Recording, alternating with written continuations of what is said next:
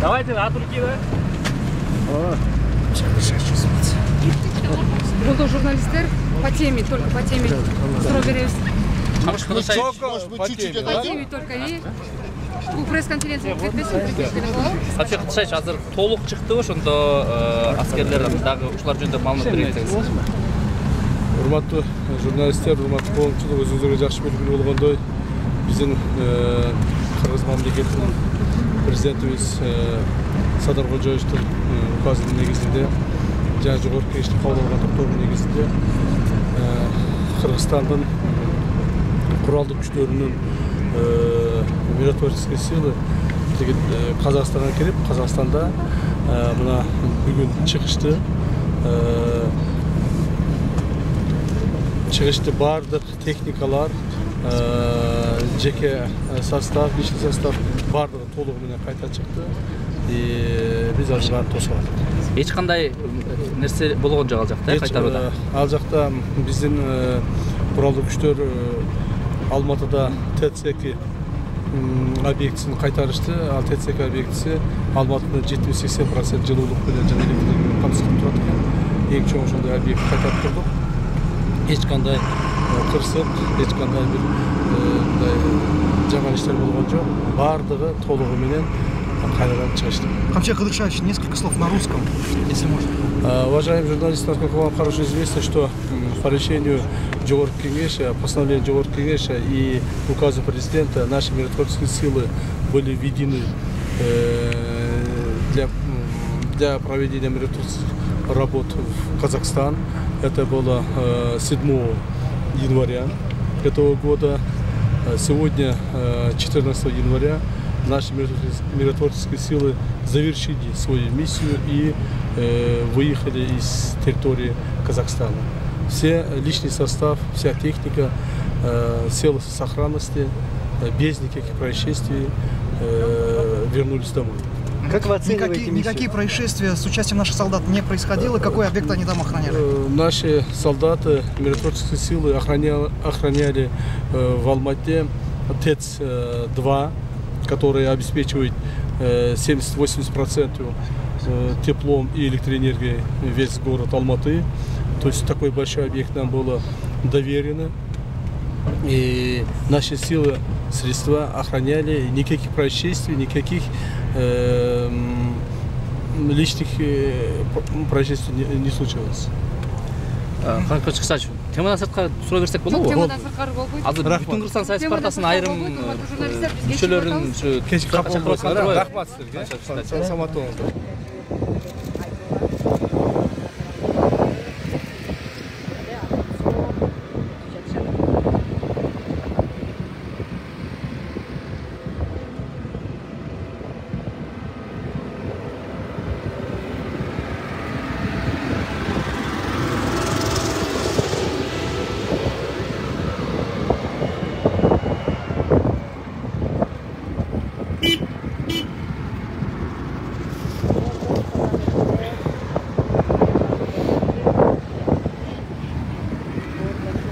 Касым-Жомарт Токаевдин билдирүүсүндө жамааттык коопсуздук келишим уюмунун аскерлери өз ишин мыкты жана ийгиликтүү аяктады деп билдирген.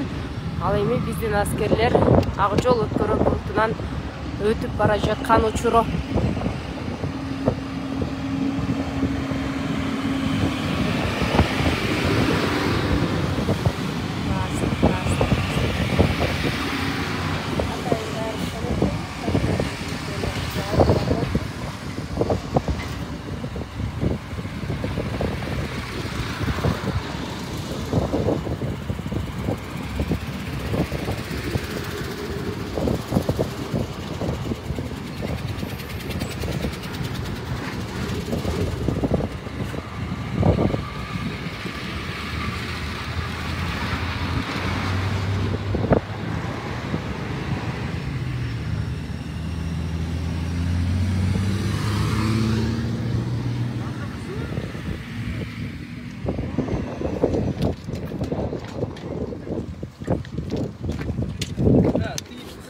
браттардан Нурадил. Стендап. Стендап жазабыз. Gel. Кетті бе?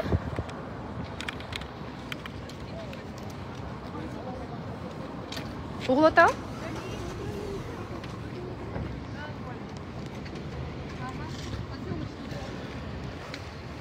Урматтуу достор, буга чейинки Казакстан башаламандыгында болгон кырдаалдарга байланыштуу Казакстандын президенти Касым-Жомарт Токаевдин атайын кайрылуусу менен Жамааттык коопсуздук келишим уюмунун негизинде Кыргызстандын куралдуу күчтөрүнүн Скорпион отряды жөнөтүлгөн. Ал жака 150 аскер, 8 сооттолгон техника жана 11 автоунаа жиберилген. Бүгүн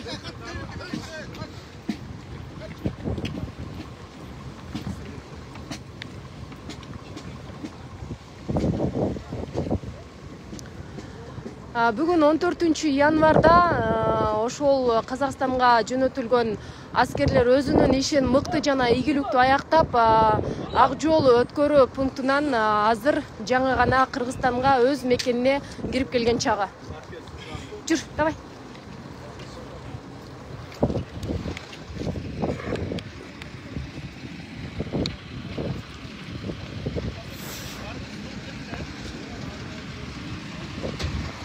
Жалбаттагы облустук оорукананын эшигин бузуп кирип, ноутбуктарды, автоунаалардын документтерин, бензин, күйүүчү, май алуучу талондорду урдаган 3 жаран кармалды. Бул тууралуу облустук ички иштер башкармалыгынын басма сөз кызматы маалымдады. 2022 жылдын 7 январга караган түнү облустук оорукананын администрациясынын эшигин белгисиз кылмышкерлер бузуп кирген. Ал жерден 4 ноутбук, термос, сейфтин ичинде турган 15 автоунаанын документтерин, 4670 литр бензиндин жана 2330 литр солярканын талондору урдалганын оорукана жетекчиси милицияга кабарлап арыз жазган деп билдирди аталган мекеме. Окуя боюнча криминалдык милиция кызматынын оперативдик кызматкерлери ыкчам иликтөө иштерин жүргүзүп, Жалбат шаарынын 3 тургуну кармалды. Алар ооруканадан урдаган мүлктүн баарын кайра кайтарып беришкен. Жалбаттагы облустук клиникалык оорукана 595 орунга ылайыкташкан.